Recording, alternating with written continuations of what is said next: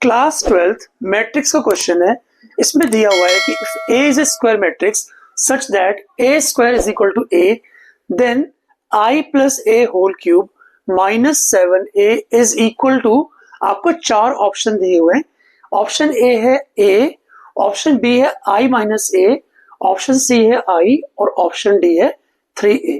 तो बहुत ध्यान से करते हैं इसको और देखते हैं इसका आंसर A आता है, B आता है, C आता है या फिर D आता है। करना क्या आपको करना है I plus A whole cube minus 7A को कैलकुलेट। What is A plus B whole cube? आपको पता है A plus B whole cube का फॉर्मूला जो होता है A cube plus B cube plus 3AB multiplied by A plus B। तो इस फॉर्मूले का यूज हम यहां पर करेंगे।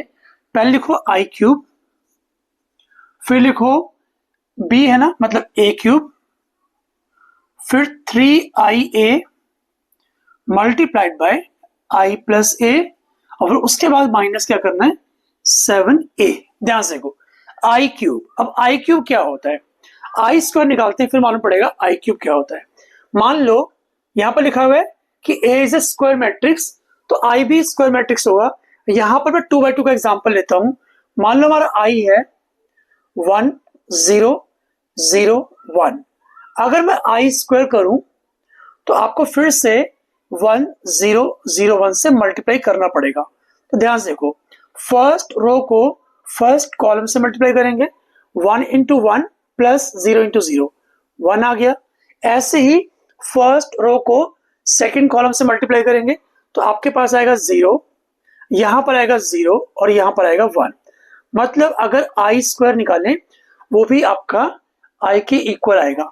ऐसे ही अगर I स्क्वायर I के इक्वल है तो I क्यूब भी I के इक्वल होगा। मतलब कि अगर मैं दोनों साइड्स पर, मान लो यहाँ पर I स्क्वायर नहीं है तो I क्यूब निकालने के लिए आपको क्या करना पड़ेगा, दोनों साइड्स I से इंटू करना पड़ेगा। तो यहां बन जाएगा I क्यूब और यहां पर फिर से आपको 1 0 0 1 को 1 0 0 1 से मल्टीप्लाई करना पड़ेगा, तो वापस I ही आपको मिलेगा। ठीक है ना। तो यानी कि I क्यूब क्या होता है, सिंपल I होता है। ऐसे ही A क्यूब क्या होता है, A क्यूब को हम लिख सकते हैं A square into A। Correct, कोई दिक्कत नहीं इसके अंदर।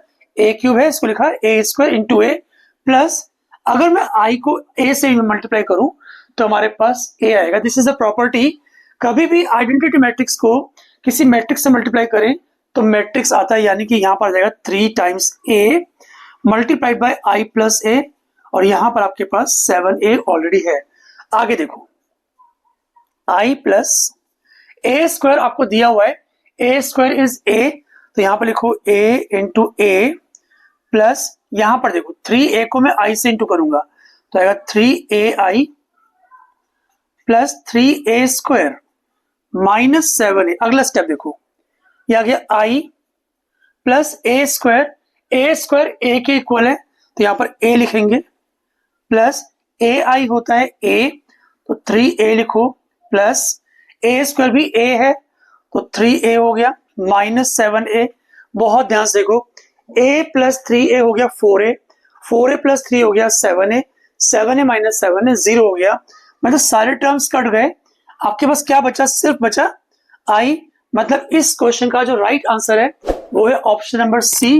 आई होप आपको क्वेश्चन ठीक से समझ में आ चुका होगा। अगर फिर भी इस क्वेश्चन में किसी भी स्टेप में आपको डाउट हो तो कमेंट सेक्शन में कमेंट करके पूछ सकते हो, मैं आपको जरूर रिप्लाई करूंगा। Thanks for watching, bye bye बच्चों।